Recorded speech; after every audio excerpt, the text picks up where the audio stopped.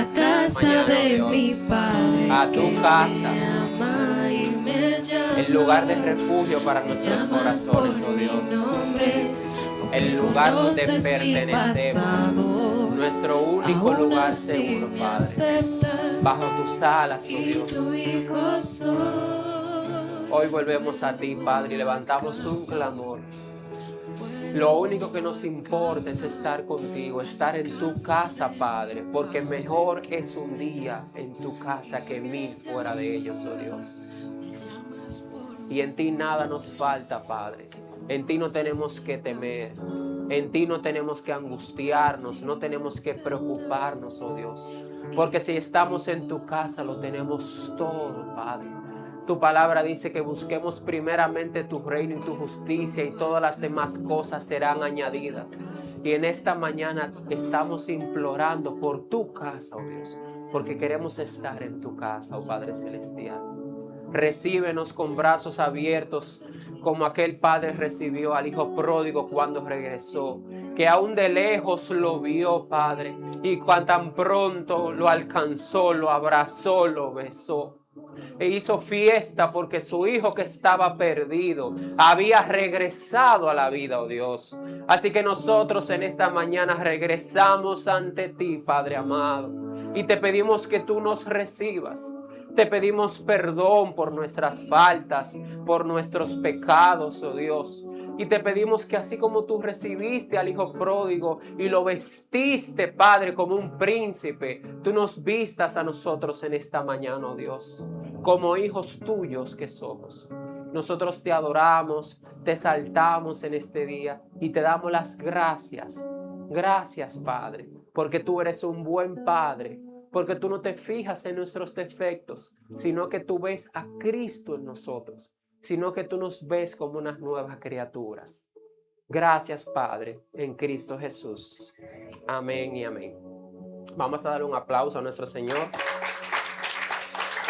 Gracias a los hermanos de Sion que nos han acompañado en esta mañana para poder adorar a nuestro Padre. Pueden sentarse, al igual que ellos pueden tomar asiento.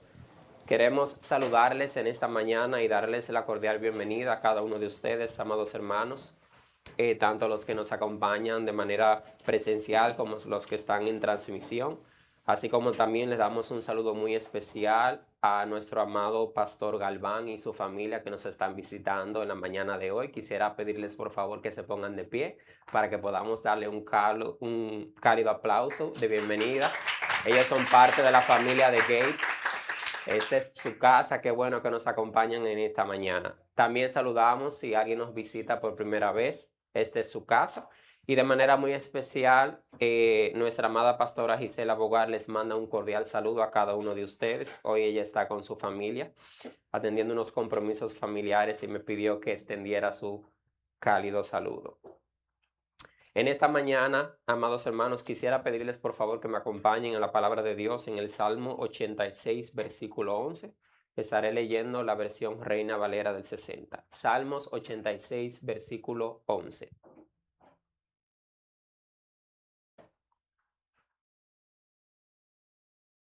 El salmista David decía en el Salmo 86, enséñame, oh Jehová, tu camino.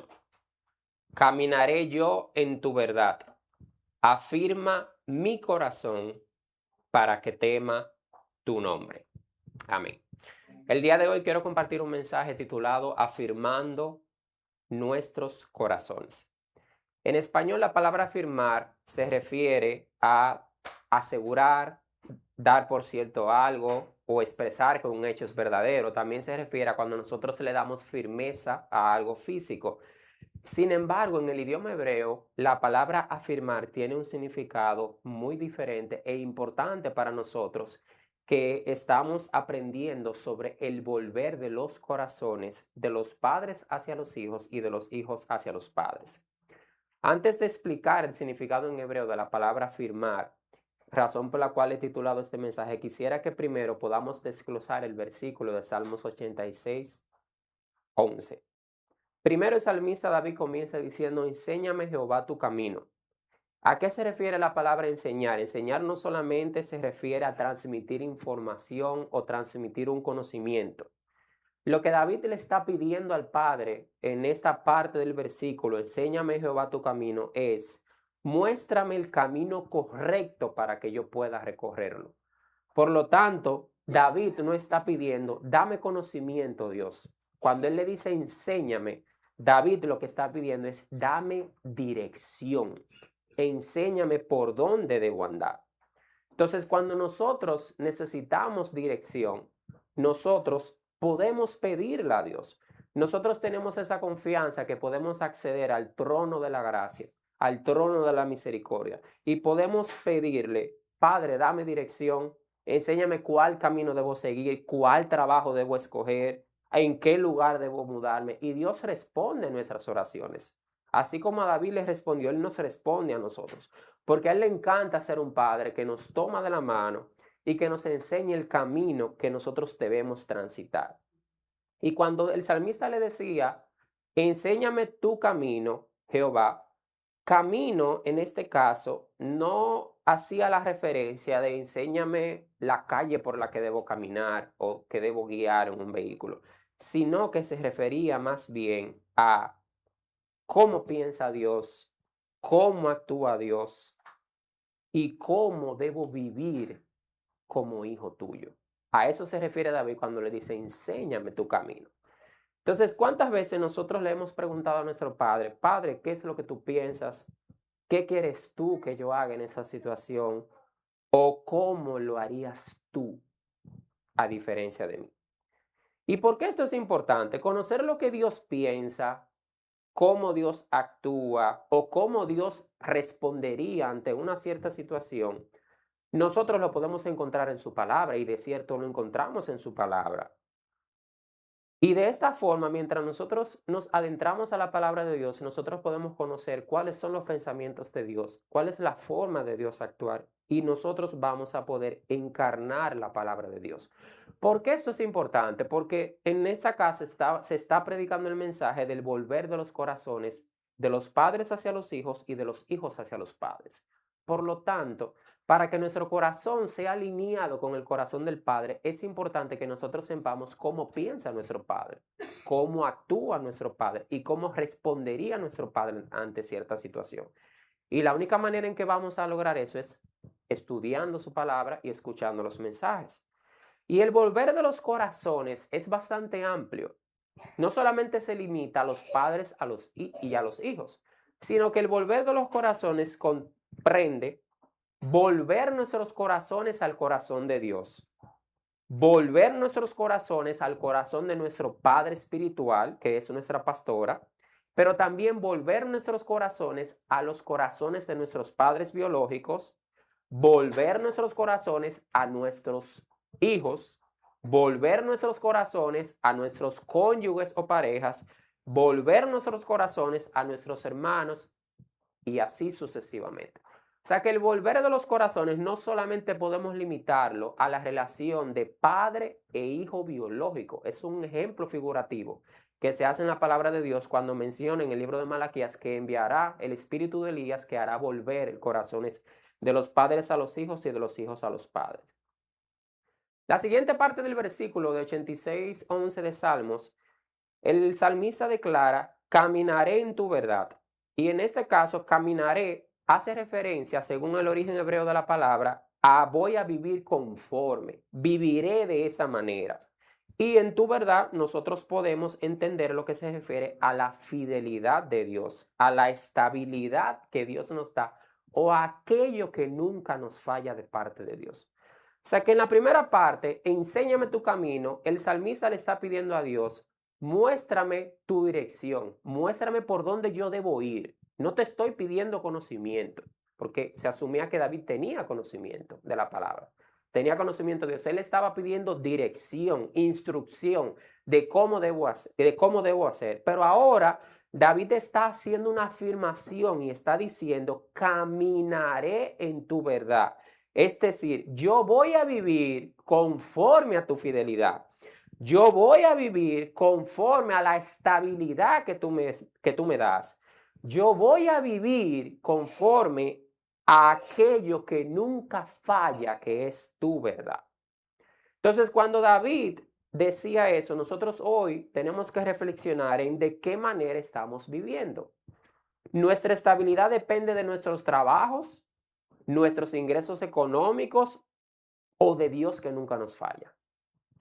Nuestra estabilidad depende de nuestros sentimientos, de los que nos digan los demás o de los que piensen los demás de nosotros, o nuestra estabilidad depende de lo que dice la palabra de Dios sobre nosotros. Nuestra estabilidad depende de lo que esté pasando en la tierra o depende de lo que dice la palabra de Dios sobre nuestro hogar. Porque eso era lo que declaraba David. Yo caminaré en tu verdad, yo viviré conforme a tu estabilidad, que es algo que nunca me fallará. Nosotros podríamos estar sin trabajo y tener escasez económica, pero esa no es la verdad. ¿Cuál es la verdad? La verdad es que no hay un justo desamparado ni su descendencia que mendigue pan. Nosotros podríamos ser acusados, calumniados, sentirnos culpables, pero esa no es la verdad. La verdad es que somos nueva criatura, las cosas viejas pasaron, he aquí todas son hechas nuevas. Nosotros podríamos tener miedo por lo que está ocurriendo en el mundo, pero esa no es la verdad. La verdad es que aunque tiemble la tierra y se hundan las montañas hasta el fondo del mar, aunque se levanten grandes olas y sacudan con violencia los montes, no tendremos miedo, porque la ciudad de Dios jamás caerá, porque Dios habita en ella. Dios mismo vendrá en su ayuda al comenzar el día. Lo declara Salmos 46. Entonces, nosotros estamos llamados, como decía David, a caminar en la verdad de Dios, a vivir conforme a la estabilidad, la fidelidad y aquello que nunca nos falla, que solamente Dios nos lo puede dar. Podemos tener escasez, podemos estar en enfermedad, podemos ser acusados o podemos tener miedo por lo que está sucediendo en el mundo. Sin embargo, la palabra de Dios tiene la única verdad. Nosotros somos hijos de Dios y el Altísimo nos protege bajo sus alas. Ahora sí quisiera explicar el concepto de afirma mi corazón, que es cuando David termina la expresión del versículo Salmo 86:11. La palabra afirmar viene del hebreo yahet y significa unificar. Por lo tanto, cuando David le está diciendo a Dios, afirma mi corazón, no le está diciendo, fortalece mi corazón o hazlo duro, no, sino que le está diciendo, haz uno mi corazón. Y unificar se refiere a reunir o juntar diferentes partes hasta llegar a un punto de transformarlas para hacerlas una sola. Entonces, ¿qué le estaba diciendo David a Dios en ese momento? David no le estaba diciendo, dame un corazón que sea más fuerte. David le estaba diciendo, mi corazón está dividido y yo necesito que tú hagas que todo mi corazón sea uno solo. ¿Qué quiere decir eso? Que mi corazón no tenga doble ánimo, que mi corazón no tenga doble lealtad, que en mi corazón no haya hipocresía, pero sobre todo que en mi corazón no exista el querer servir a Dios y al mundo al mismo tiempo. Afirmar el corazón se refiere a nosotros entender y pedirle a Dios que todas las partes de nuestro corazón se unifiquen y transformen en una sola que esté alineada con el corazón del Padre. Corazón, según el origen hebreo, viene del lev, no solamente incluye la parte afectiva o sentimental.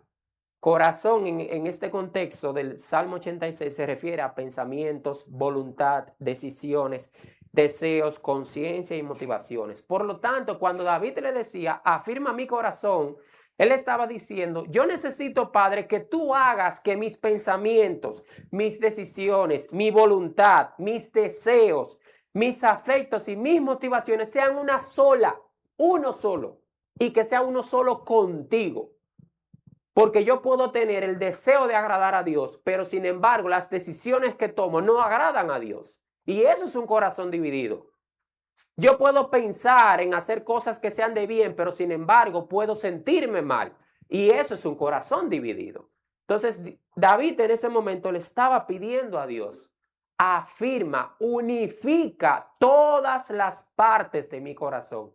Los pensamientos, las emociones, las decisiones, todas las áreas de mi corazón, unifícalas, transfórmalas para que sean una sola. Entonces, nosotros tenemos que reflexionar en este día. Nuestros corazones están internamente divididos, o sea, dentro de nuestro corazón hay divisiones. Y la siguiente pregunta sería, si mi corazón está dividido, ¿puede alinearse con el corazón de mi Padre espiritual? ¿Puede alinearse con el corazón de mi Padre Dios, de mis padres biológicos, de mis hijos, de mi esposa, de mis hermanos? Si yo tengo un corazón que por dentro está dividido, ¿de qué manera yo lo voy a alinear con el corazón de mi hermano? Nosotros necesitamos que nuestros corazones estén unificados, ya que no podemos tener un corazón dividido entre pensamientos y sentimientos, ni entre deseos ni decisiones. Y mucho menos podemos tener un corazón dividido entre Dios y el mundo. Y la parte final del versículo, David hace referencia, afirma mi corazón para que tema tu nombre.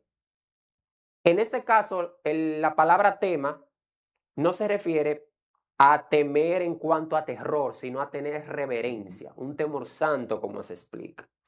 Entonces, parafraseando el versículo del Salmo 86:11 que dice, enséñame Jehová tu camino, caminaré en tu verdad, afirma mi corazón para que tema tu nombre, nosotros podríamos traducirlo de la siguiente manera. Señor, enséñame cómo quieres que viva. Yo decidiré andar conforme a tu fidelidad, pero hay algo que yo no puedo hacer. Mi corazón se dispersa, se divide entre muchos deseos y temores. Por eso te ruego que lo hagas uno solo, completamente orientado hacia ti, para que pueda vivir en una reverencia sincera hacia tu persona. O sea que el versículo de Salmos 86:11 tiene una estructura que podemos resumirla en 4 acciones. Primero, enséñame, caminaré, unifica mi corazón y temeré tu nombre. Enséñame es Dios, instrúyeme, dame dirección de lo que debo hacer. Caminaré, yo me comprometo ahora a ser obediente, a vivir según lo que dice la verdad de tu palabra, a vivir según tu fidelidad. Unifica mi corazón, Dios, yo reconozco que mi corazón está dividido, transfórmalo por favor. Y tercero, es una vida de adoración y reverencia cuando tememos al nombre de Dios por un temor santo. David entendió en ese momento que el conocimiento de la voluntad de Dios no bastaba, no era suficiente. David entendió que era necesario pedirle a Dios, transforma mi corazón, para que deje de estar dividido, porque nosotros podemos conocer mucho la palabra de Dios. Sin embargo, si tenemos un corazón dividido, no vamos a poder vivir en obediencia a Dios, ni vamos a poder hacer reverencia a su nombre. Ahora quisiera que vayamos al libro de Malaquías, capítulo 4, versículos 5 y 6. El libro de Malaquías, en la versión de Reina Valera, hace referencia al profeta Elías, cuando el profeta Malaquías declara, he aquí, yo os envío el profeta Elías antes que venga el día de Jehová, grande y terrible. Él hará volver el corazón de los padres hacia los hijos y el corazón de los hijos hacia los padres, no sea que yo venga y hiera la tierra con maldición. La palabra volver en hebreo significa shub, y volver no se refiere necesariamente a que uno se mire frente al otro. Volver hace referencia a regresar, restaurar, retornar a una condición anterior o reconciliar. Y es una palabra muy utilizada en el Antiguo Testamento porque hace referencia a cuando el pueblo de Israel se arrepiente y regresa a Dios. Por lo tanto, volver hace referencia a restaurar una relación que se había roto. Y corazón, como vimos anteriormente, que tiene un significado hebreo de lev, pues hace referencia a pensamientos, sentimientos, voluntad, decisiones. No se refiere solamente a lo afectivo. El corazón prácticamente involucra toda la parte interior del ser humano. Entonces, si nosotros tomamos en cuenta el volver de los corazones que habla Malaquías, de los padres a los hijos y de los hijos a los padres, nosotros pudiéramos traducirlo de la siguiente manera. El espíritu de Elías lo que está haciendo en este tiempo es restaurar la relación rota y reconciliar los pensamientos, la voluntad, decisiones, intenciones y afectos de los padres con los hijos y de los hijos con los padres. O sea que es la restauración del corazón completo, que comprende pensamientos, voluntad, decisiones, intenciones, etc. O sea que padres e hijos unificados en un mismo pensamiento, una misma voluntad, las mismas decisiones, intenciones y afectos, eso es lo que nosotros conocemos como estar de común acuerdo. Porque yo no puedo estar de común acuerdo con mi hermano si mi hermano siente una cosa y yo siento otra cosa diferente. Pero tampoco podemos entender el común acuerdo de que mi hermano piensa de una manera, yo pienso igual que él, pero él se siente de una manera, pero yo me siento de otra manera. El común acuerdo involucra todo el corazón. O sea, pensamos igual, nos sentimos igual, decidimos igual, se refiere a todo. Entonces, cuando el libro de Malaquías habla de volver los corazones de los padres a los hijos y de los hijos a los padres, no se refiere a que los corazones se unan. La palabra unir se refiere a que dos cosas están juntas o conectadas. Sin embargo, la palabra unificar significa que dos cosas se transforman en una sola. Y es un contexto muy diferente.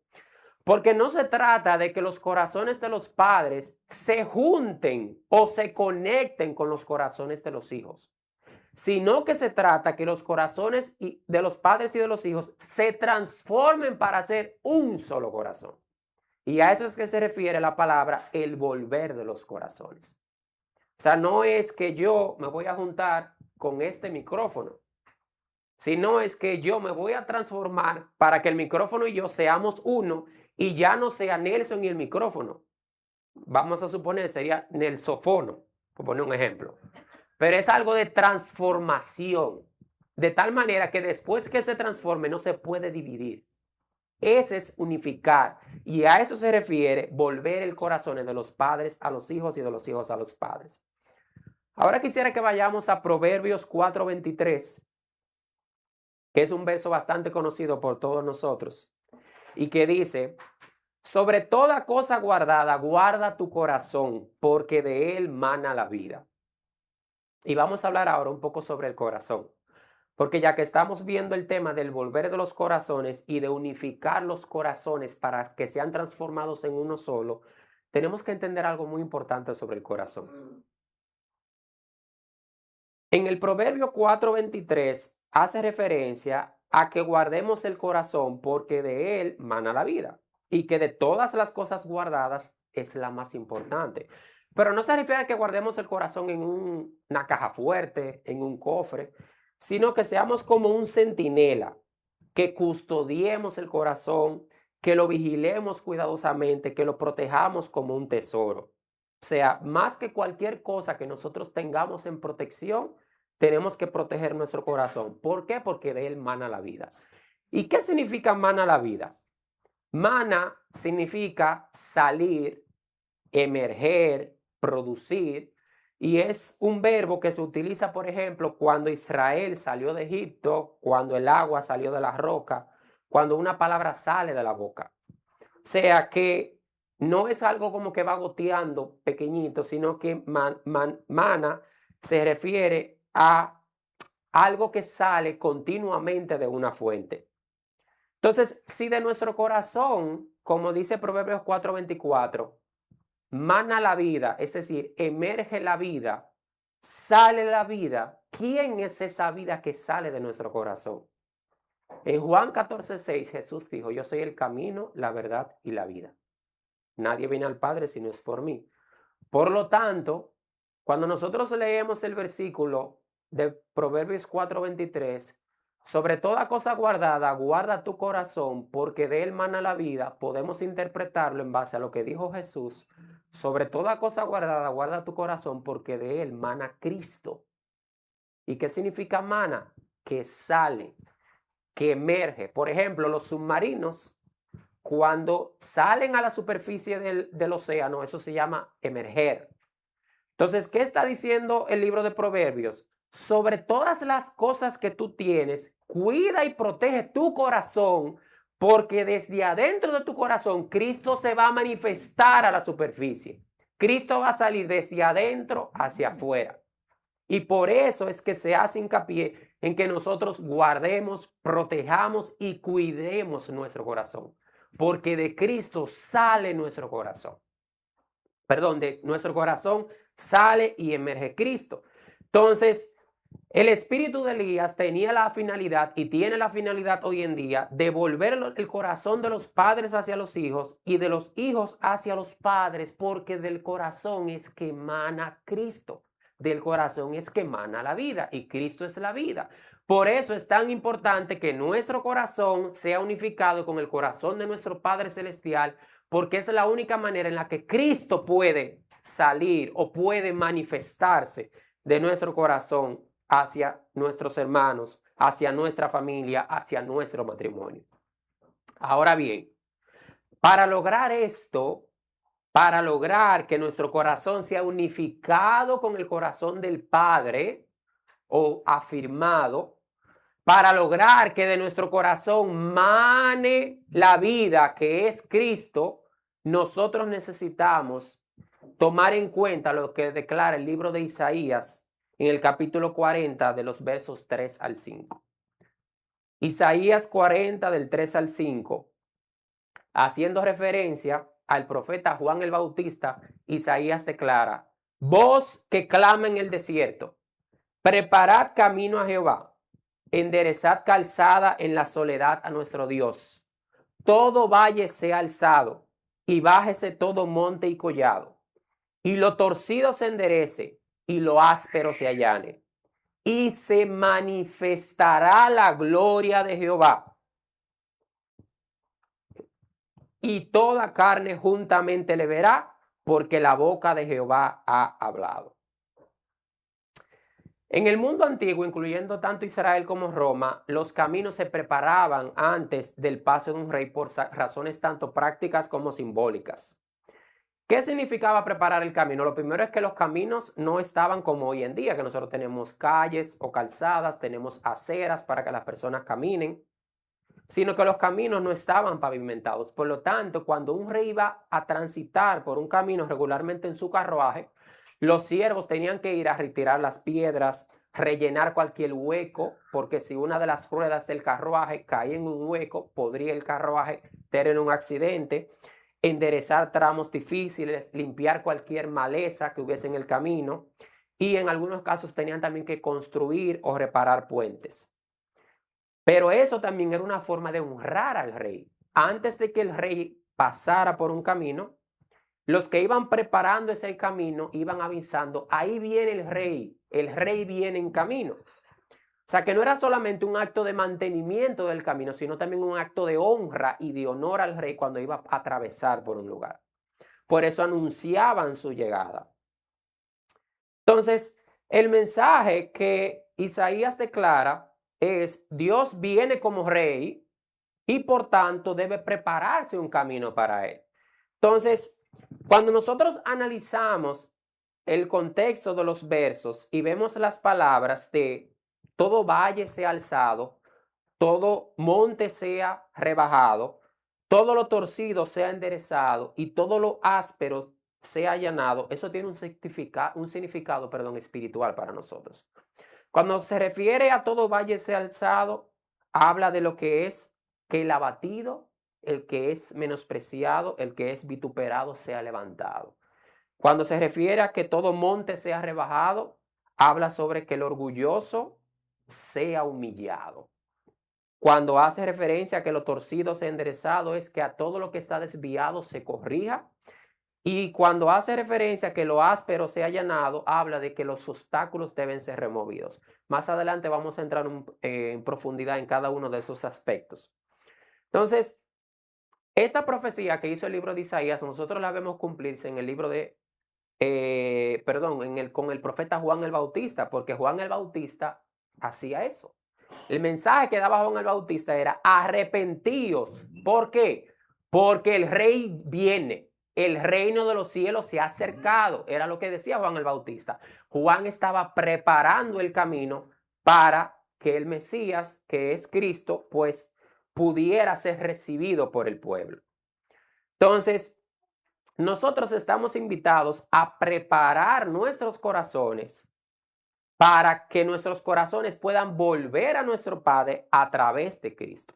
Entonces, los caminos anteriormente se preparaban de diferentes maneras. Los desniveles tenían que alinearse, los hoyos debían rellenarse, los montes debían aplanarse, lo áspero debía suavizarse y todo lo torcido debía enderezarse, ya que de lo contrario podría provocarse un tropiezo para el rey.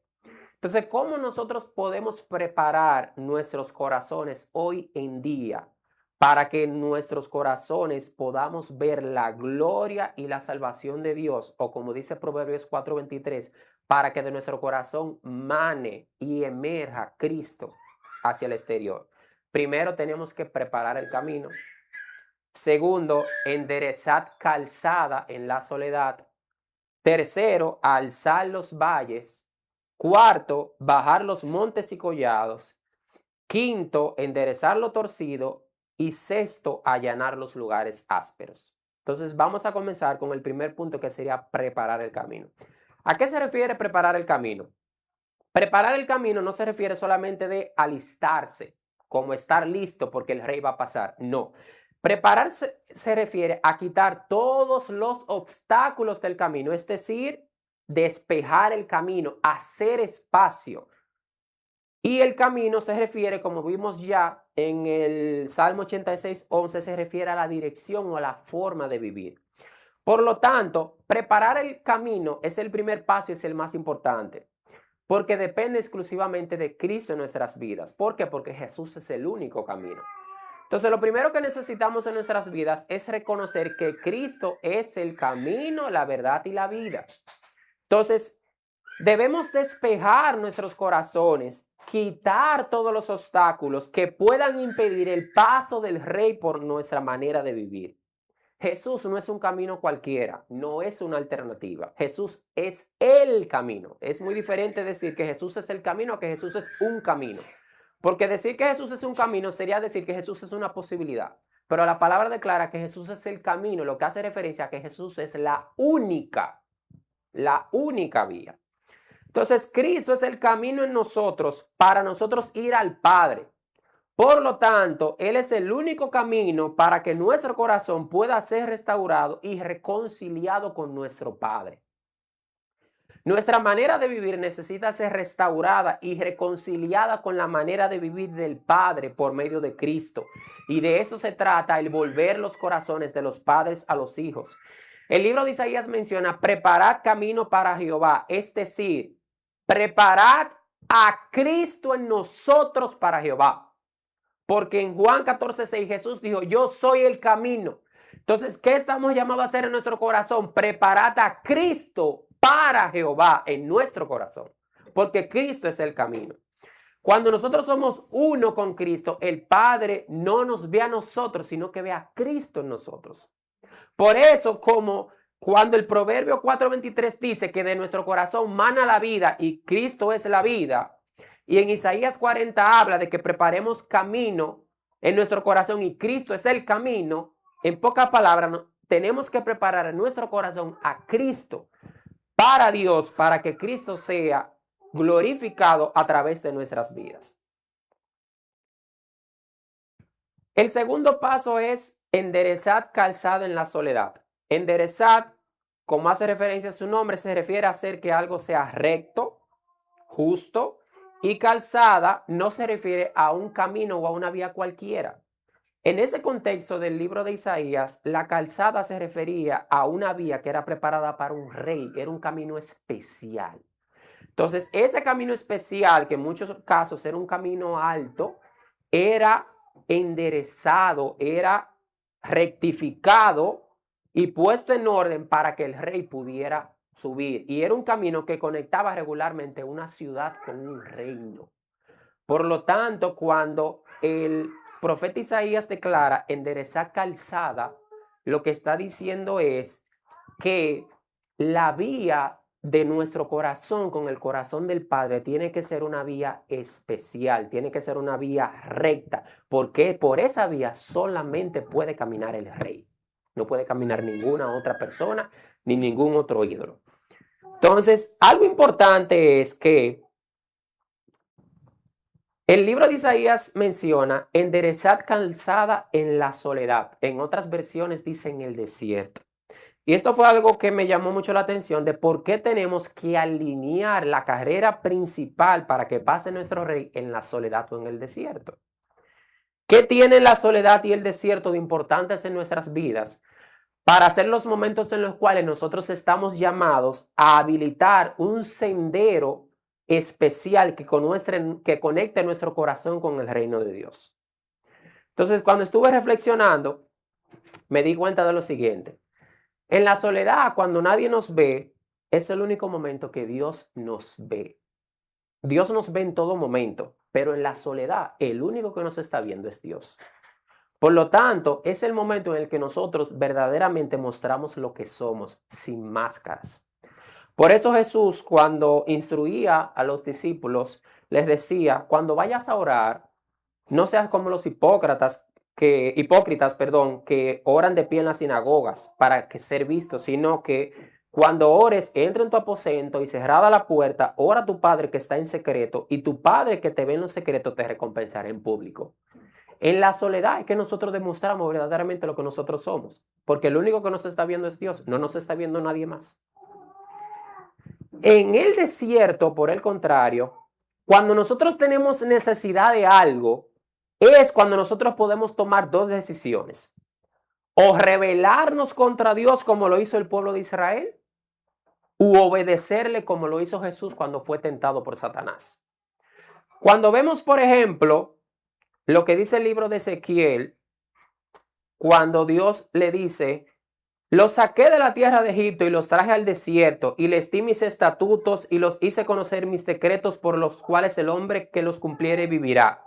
Y les di también mis días de reposo para que fuesen por señal entre mí y ellos, para que supiesen que yo soy Jehová que los santifico. Mas se rebeló contra mí la casa de Israel en el desierto. No anduvieron en mis estatutos y desecharon mis decretos por los cuales el hombre que los cumpliere vivirá. Y mis días de reposo profanaron en gran manera. Dije, por tanto, que derramaría sobre ellos mi ira en el desierto para exterminarlos.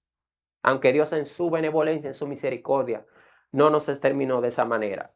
Pero por otro lado vemos a Jesús en Mateo, cuando Jesús fue llevado por el Espíritu al desierto para ser tentado por el diablo. Y después que el diablo le hizo 3 tentaciones, Jesús se mantuvo fiel y al final vinieron ángeles que le servían.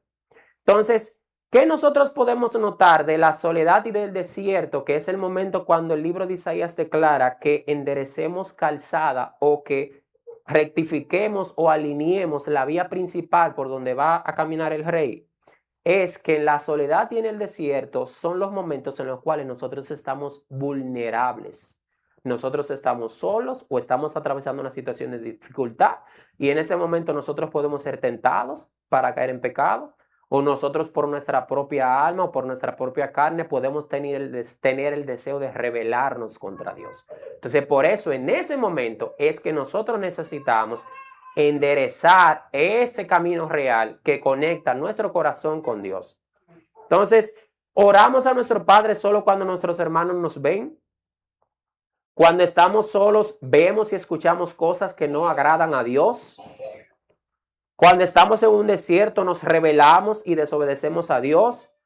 Cuando estamos en un desierto caemos en tentación. Son preguntas que tenemos que hacernos en base a lo que declara el libro de Isaías.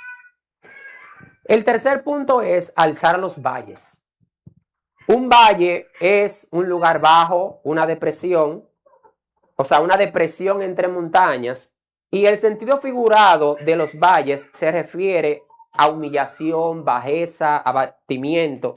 Y la palabra alzar los valles se refiere a levantar, a elevar, a exaltar.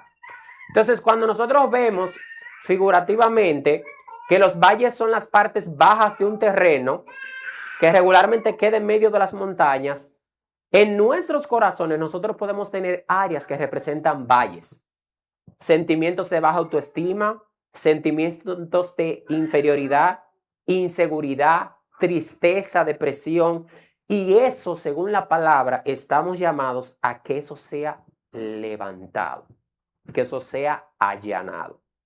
Porque tenemos que entender que nuestro corazón es el camino por el cual el Padre va a cruzar, Él es el Rey. Entonces, esos sentimientos de inferioridad, autoestima, inseguridad, depresión, son sentimientos que son unos valles en nuestros corazones y que necesitan ser levantados y puestos o ecualizados de tal manera que cuando el Rey pase, no caiga en el valle, por así decirlo. Pero también vemos lo contrario. El cuarto punto habla sobre bajar los montes y collados. Bajar significa humillar, hacer que algo descienda. Y el monte se refiere a una montaña y el collado vendría siendo como una colina y hace referencia a las cosas que nosotros tenemos en grandeza que necesitan bajarse. ¿Cuáles son esas áreas en nuestro corazón que pueden representar montañas y colinas? El orgullo, la soberbia, la arrogancia, la altivez, el egocentrismo y hasta el narcisismo y todas las demás cosas que tengan que ver con creerme más de lo que soy. Entonces, la finalidad de alzar los valles y de bajar las montañas y colinas es que nosotros tengamos en nuestro corazón un equilibrio, que tengamos nuestro corazón alineado, no que tengamos el corazón así con una montaña de orgullo, de altivez, pero que tampoco tengamos el corazón así con un valle de depresión y de baja autoestima. Nuestro corazón tiene que tener un camino recto, equilibrado. ¿Por qué? Porque nosotros somos hijos de Dios. Nosotros no somos cualquier cosa. Nosotros fuimos comprados a precio de sangre. Y la finalidad de todo esto es que nosotros podamos parecernos a Cristo. Y como, por ejemplo, decía Cristo, que era, sean como yo, manso y humilde de corazón, sean agradecidos. Si nosotros comenzamos a ver los diferentes versos de la palabra de Dios, por ejemplo, Pablo cuando decía en Romanos, nadie tenga un alto concepto de sí mismo del que debe tener, sino que piense de sí con cordura conforme a la medida de fe que Dios repartió en cada uno. Entonces, ¿por qué esto es importante? Recuerden que al principio mencionábamos que unificar todas las partes de nuestro corazón, pensamientos, sentimientos y demás, era necesario para que nuestro corazón pudiese ser uno solo con el Padre. ¿Qué pasa si en mi corazón yo tengo un valle de depresión y yo quiero que mi corazón se unifique con el corazón del Padre? El corazón del Padre no tiene un valle de depresión. Entonces no podemos unificar el corazón, porque el corazón del Padre está aquí y el mío está aquí. Entonces va a ser así. Pero entonces, ¿qué pasa si en mi corazón hay una montaña de orgullo y yo quiero unificarla con el corazón del Padre?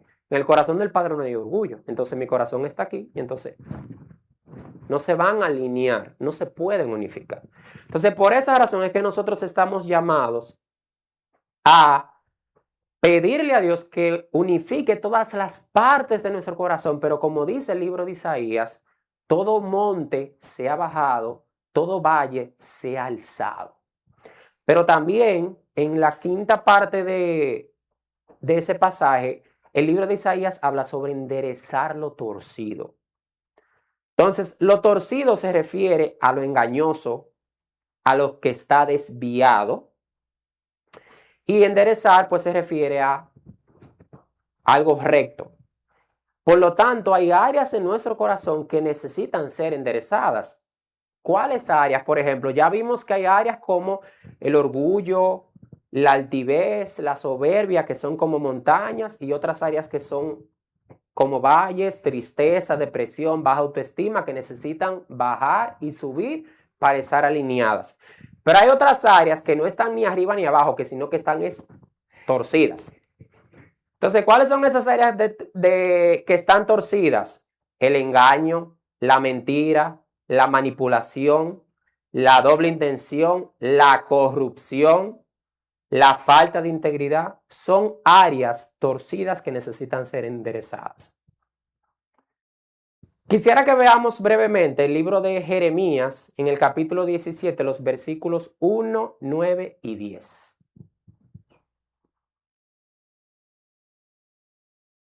Jeremías 17:1 dice: el pecado de Judá escrito está con cincel de hierro y con punta de diamante, esculpido en la tabla de su corazón y en los cuernos de sus altares.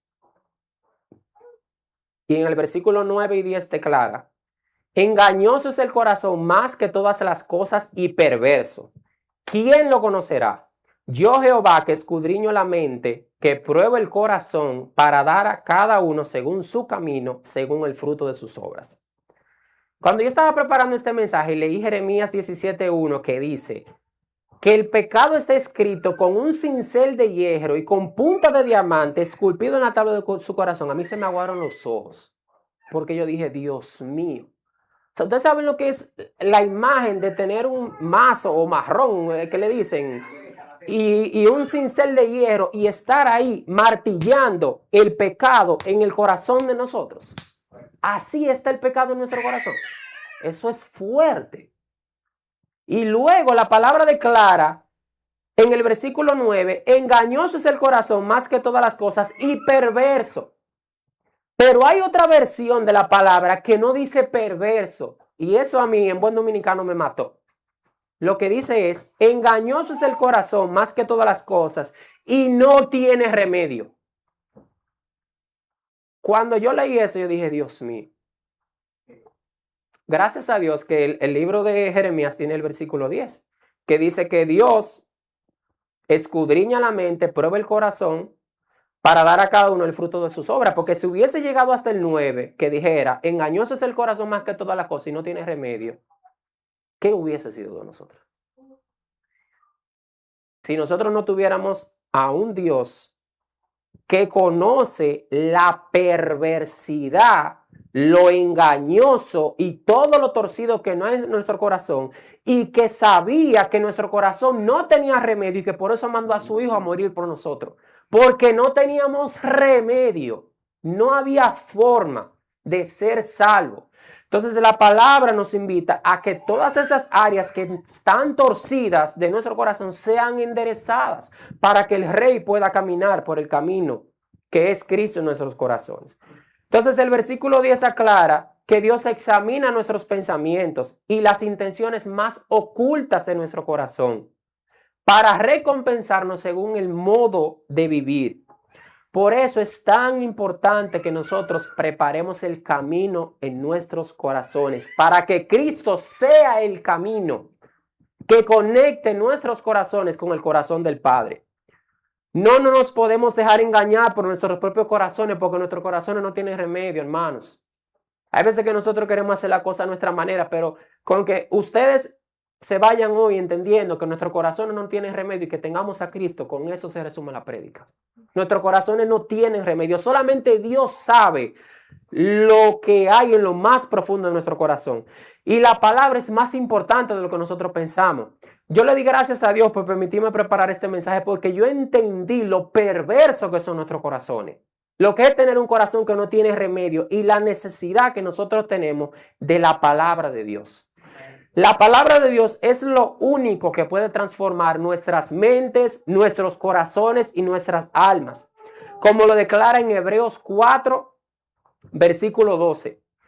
Porque la palabra de Dios es viva y eficaz y más cortante que toda espada de doble filo.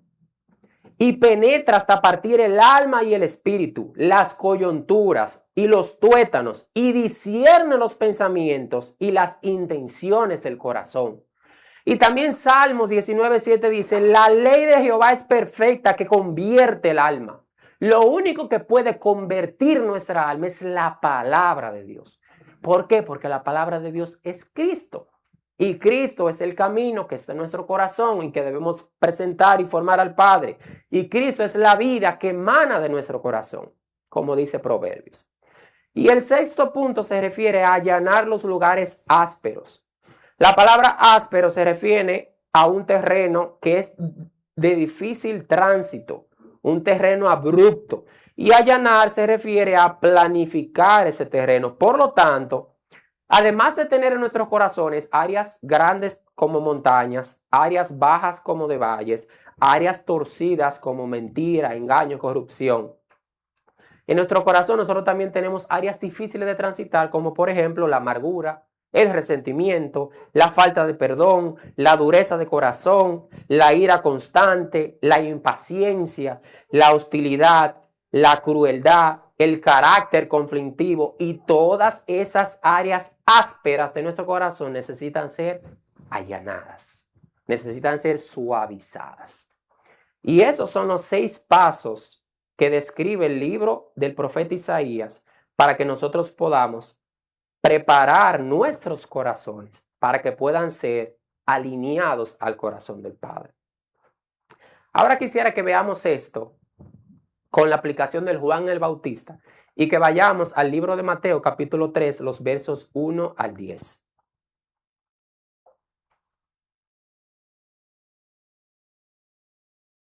El libro de Mateo capítulo 3, versículos 1 al 10. La palabra declara: en aquellos días vino Juan el Bautista, predicando en el desierto de Judea y diciendo: arrepentíos, porque el reino de los cielos se ha acercado. Pues este es aquel de quien habló el profeta Isaías cuando dijo: voz del que clama en el desierto, preparad el camino del Señor, enderezad sus sendas. Y Juan estaba vestido de pelo de camello y tenía un cinto de cuero alrededor de sus lomos. Y su comida era langostas y miel silvestre. Y salía a él Jerusalén y toda Judea y toda la provincia de alrededor del Jordán, y eran bautizados por él en el Jordán, confesando sus pecados. Al ver él que muchos de los fariseos y de los saduceos venían a su bautismo, les decía: generación de víboras, ¿quién os enseñó a huir de la ira venidera? Haced pues frutos dignos de arrepentimiento. Y no penséis decir dentro de vosotros mismos: a Abraham tenemos por padre. Porque yo os digo que Dios puede levantar hijos a Abraham aún de estas piedras. Y ya también el hacha está puesta a la raíz de los árboles. Por tanto, todo árbol que no da buen fruto es cortado y echado en el fuego. Juan el Bautista provenía de la tribu de Leví, de los sacerdotes. Su padre, que era Zacarías, era un sacerdote. Y lo que se acostumbraba era que los hijos de los sacerdotes pues continuaran el sacerdocio. Sin embargo, Juan fue llamado como profeta. Y por medio de Juan, Dios trajo un orden que fue diferente a los profetas del Antiguo Testamento.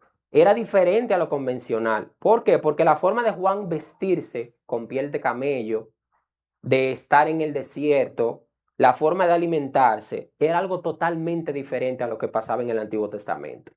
Entonces, Juan predica de una manera, pero hace un llamado que nosotros hoy tenemos que reflexionar, porque Juan hablaba sobre el arrepentimiento de los pecados.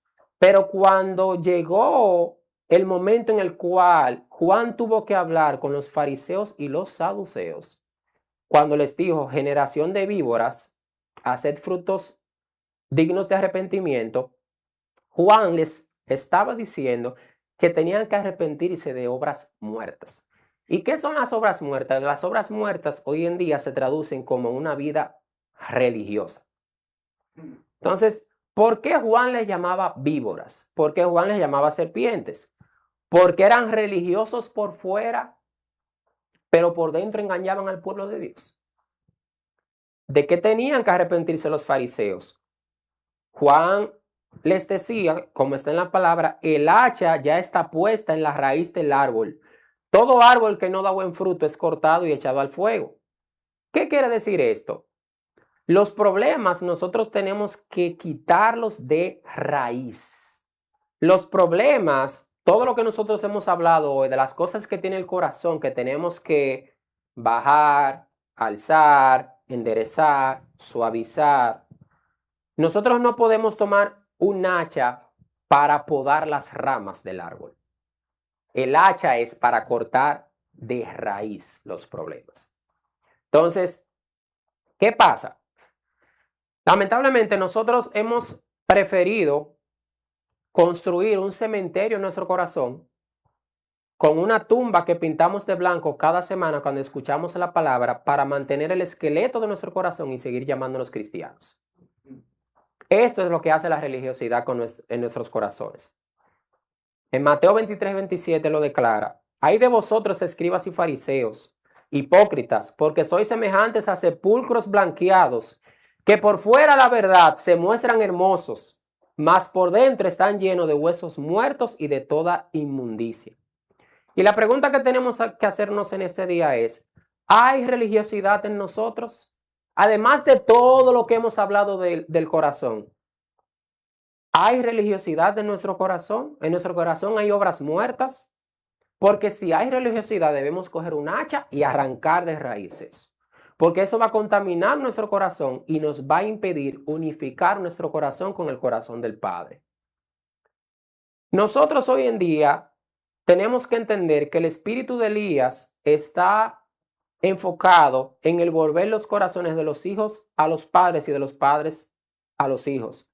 Y así como vino Juan el Bautista, que vino como un profeta totalmente diferente a los anteriores, que andaba en el desierto, que lo tildaban de loco por su forma de vestir, por la forma de alimentarse, que cómo era posible que un hijo de un sacerdote estuviera en el desierto haciendo esas declaraciones.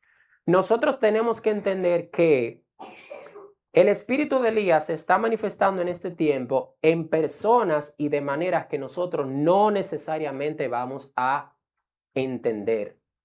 Por eso nosotros no podemos menospreciar a las personas enviadas de Dios que hablen un mensaje para la preparación del camino en nuestros corazones. La preparación del camino es algo que proviene desde el trono de Dios, no es algo que venga de nosotros. Y el único mensaje que puede preparar el camino en nuestros corazones es la palabra de Dios. La aceptación de la palabra de Dios no va a depender de nuestro comportamiento, sino de la palabra. El Espíritu Santo es el único que puede convencernos a nosotros de que la palabra es la verdad.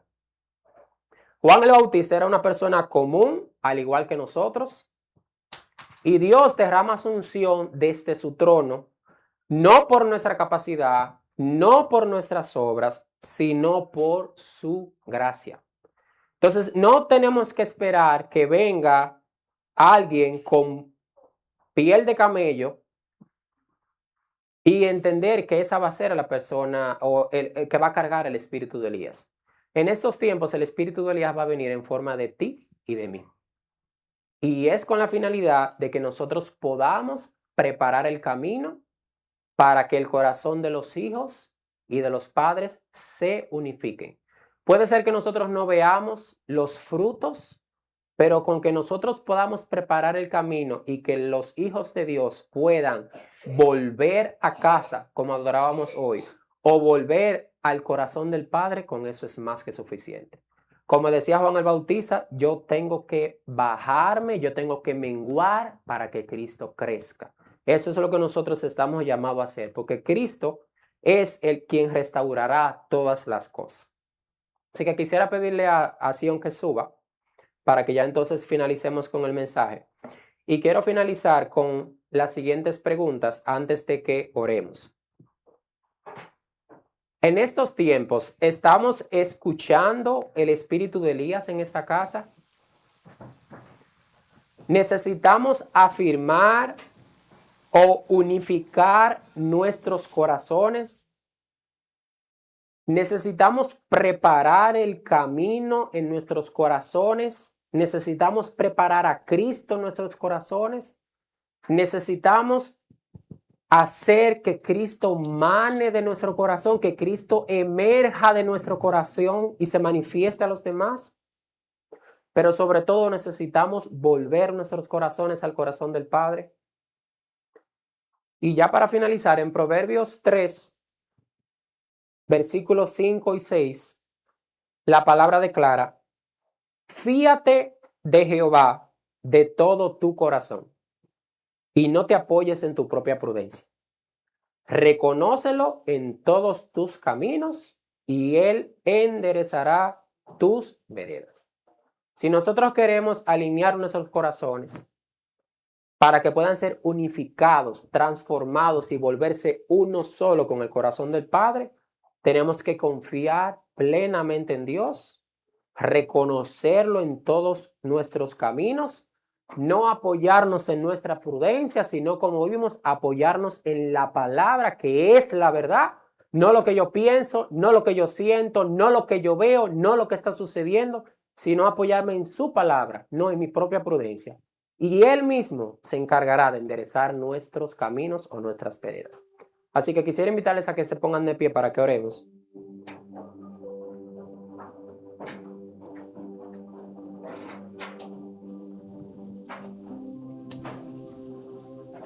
Padre, te damos gracias en este día porque tú sabías que nuestros corazones no tenían remedio, porque tú sabes que nuestros corazones son engañosos, son perversos. Y tú proviste de un cordero para que nosotros pudiéramos ser aceptados dentro de tu familia. Gracias, Padre, porque cuando tú soplaste aliento de vida en nosotros, cuando nos creaste, tú soplaste tu palabra. Tú soplaste tu verbo y tu verbo es Cristo. Ayúdanos a entender, Padre, que Cristo es el único camino en nuestros corazones para poder unificarnos a tu corazón. Que nosotros podamos entender que Cristo es el único camino para ir al Padre, como Él mismo lo dijo cuando estuvo en la tierra. Ayúdanos a entender, Padre, que Cristo vive en nuestros corazones, aun cuando estamos solos, aun cuando nos sentimos tristes, aun cuando la tierra tiembla. Ayúdanos a entender que Cristo vive en nuestros corazones, oh Dios. Ayúdanos a entender que no estamos solos, que no pase ni siquiera una milésima de segundo sin que Cristo esté dentro de nuestros corazones. Y por eso te pedimos, oh Dios, que por el poder de tu palabra, de nuestros corazones pueda manar Cristo hacia nuestras familias, hacia nuestros hermanos, en nuestros matrimonios, hacia nuestros hijos. Que Cristo, que es la luz, pueda ser manifestada a través de nuestras vidas. Que sea por medio de una transformación interna y no por obras para que nosotros no nos gloriemos, oh Dios. Ayúdanos, Padre, a entender que hay áreas en nuestro corazón que necesitan ser allanadas, que necesitan ser bajadas, que necesitan ser alzadas. Quita de nosotros, Padre, toda baja autoestima, toda inferioridad, toda depresión, Padre. Quita de nosotros todo orgullo, toda altivez, toda hipocresía, todo engaño, toda mentira, toda corrupción. Quita de nosotros toda amargura, todo mal carácter, toda impaciencia, oh Dios. Quita de nuestros corazones todo lo que no te agrada. Y así como David oraba y te decía: enséñame tu camino, Jehová, caminaré en tu verdad, afirma mi corazón y temeré a tu nombre. Nosotros hoy oramos a ti y te pedimos que tú nos enseñes la forma en que tú quieres que vivamos, que tú nos des dirección. Nosotros nos comprometemos a ser obedientes a lo que dice tu palabra, no a lo que dicta nuestro corazón, porque nuestro corazón es engañoso. Nosotros te pedimos que tú afirmes nuestro corazón, que tú unifiques todas las áreas de nuestro corazón, nuestros pensamientos, nuestros sentimientos, nuestras acciones, nuestra voluntad, todo sea unificado a tu corazón, oh Dios. Y nosotros te pedimos, oh Dios, que podamos mostrarte a ti a través de Cristo a los demás. Que nosotros podamos, Padre, ser luz en este mundo que está lleno de tinieblas, oh Padre amado. Permite que entre nosotros mismos primero podamos volver nuestros corazones. Que volvamos nuestros corazones en nuestros matrimonios para que sean uno solo. Que volvamos nuestros corazones en nuestras familias, con nuestros hermanos, con nuestra casa de fe, Padre. Que volvamos nuestros corazones con nuestro Padre espiritual. Pero sobre todo, Padre, que volvamos nuestro corazón contigo. Transforma nuestros corazones, Padre, para que sean un solo corazón. El corazón de Cristo y el corazón de nosotros. Que sea un solo corazón. Nosotros reconocemos que Cristo es el camino de nuestro corazón. Que Cristo es la vida que sale de nuestro corazón. Y que Cristo es la verdad que nos sustenta, que nunca nos falla y que nos da la estabilidad que nosotros necesitamos para transitar en esta vida. Te damos las gracias, Padre, por tu palabra. Y te entregamos este momento, Dios, en el que vamos a compartir el pan y el vino en memoria de ti, oh Dios. Gracias, Padre. Gracias en Cristo Jesús.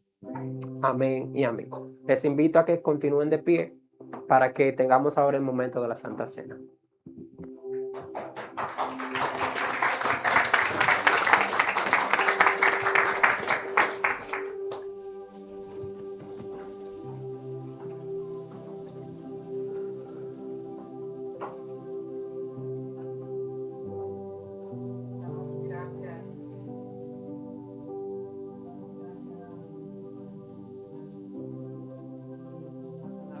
Impartida, que ésta se haga vida en nosotros, y bendecimos a nuestro hermano Nelson Martínez.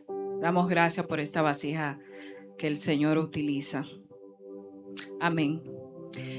Y para compartir en el pan y el vino, deseo que me acompañen a Lucas 22, a partir del verso 7, y dice así. Lucas 22, estoy leyendo en la Reina Valera del 60. Dice, llegó el día de los panes sin levadura, en el cual era necesario sacrificar el cordero de la Pascua. Y Jesús envió a Pedro y a Juan, diciendo, id, preparadnos la Pascua para que la comamos. Ellos le dijeron, ¿dónde quieres que la preparemos? Él les dijo, he aquí, al entrar a la ciudad, os saldrá al encuentro un hombre que lleva un cántaro de agua. Seguidle hasta la casa donde entrare, y decid al padre de familia de esa casa, el maestro te dice, ¿dónde está el aposento donde he de comer la Pascua con mis discípulos? Entonces él os mostrará un gran aposento alto, y ya dispuesto, preparad allí. Fueron pues y hallaron como les había dicho, y prepararon la Pascua. Cuando era la hora, se sentó a la mesa, y con él los apóstoles. Y él les dijo, cuánto he deseado comer con vosotros esta Pascua antes de que padezca. Porque os digo que no la comeré más hasta que se cumpla en el reino de Dios. Y habiendo tomado la copa, dio gracias y dijo, tomad esto y repartidlo entre vosotros, porque os digo que no beberé más del fruto de la vid hasta que el reino de Dios venga. Y tomó el pan y dio gracias y lo partió y les dio diciendo, este es mi cuerpo, que por vosotros es dado. Haced esto en memoria de mí. De igual manera, después que hubo cenado, tomó la copa diciendo: esta copa es el nuevo pacto, en mi sangre, que por vosotros se derrama. Amén. Y hago remembranza y conexión con varios versos de la palabra, donde el Señor se sentó a la mesa como aquellos que iban camino a Emaús. Ahí, ustedes saben la historia, Él partió el pan y sus ojos fueron abiertos en un contexto de una casa, bajo la cobertura de un padre. El Señor nos invita a comer de su pan, a comer de su palabra, como hemos sido hoy invitados todos a abrir nuestros corazones. Y en este contexto de familia, como dice Salmos 68, el Señor hace habitar a los huérfanos, a los menesterosos, a las viudas, a aquellos que necesitan saciarse y habitar bajo una familia que es en Él. Y ese contexto de la mesa del Señor, el Señor la instituyó para nosotros, para que en memoria de Él, cada vez que nos reunamos como familia, cada vez que nos sentemos en su mesa, aún seamos dos, como dice en su palabra, dos, ya somos esa familia, esa iglesia del Señor. Y hoy partimos en memoria de nuestro Padre, memoria de Cristo, el pan y el vino, recordando que Él se dio para nosotros entero, completo, para que hoy nosotros tengamos vida, para que hoy nosotros podamos, como su familia en la tierra, poder tener vida, poder mirarnos los unos a los otros y decir: hermano, hermana, somos una familia. Y aún aquellos que no están en el contexto aquí físico, aún aquellos que yo sé que nunca vamos a ver con nuestros ojos naturales, somos la familia de Dios en la tierra. Y el Señor nos ve como uno solo, aún donde quiera que estemos. Y en memoria de Él y en esta mesa ponemos y abrimos nuestros corazones para que nuestros corazones sean sanados por medio de su palabra, para que nuestros corazones puedan entender que no somos huérfanos, sino que tenemos un Padre en los cielos que nos amó a tal punto que dio su vida por nosotros. Amén. Padre, te damos gracias y oramos, Señor, para que tu palabra se haga vida en nosotros. En memoria de ti, Señor, comemos el pan y el vino representado por tu cuerpo y tu sangre dado a nosotros, Señor. Lava los ojos de nuestro entendimiento y que podamos, Señor, vivir los principios que ya tú instituiste en nosotros para vivir en plenitud, en familia. Enséñanos, Señor, porque no sabemos, Padre, cómo habitar en familia. Enséñanos, Señor, a habitar los unos a los otros, Señor, en ti, Padre. Gracias te damos, Señor. Comamos y bebamos. Amén.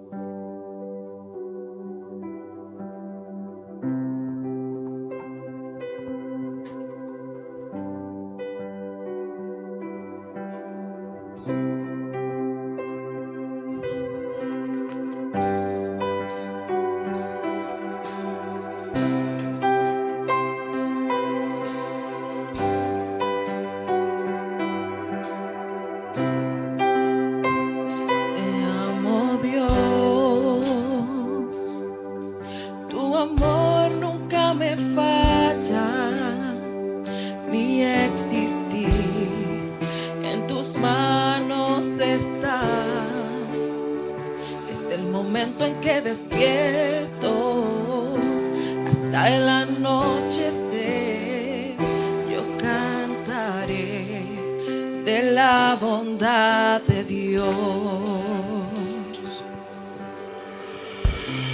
En mi vida ha sido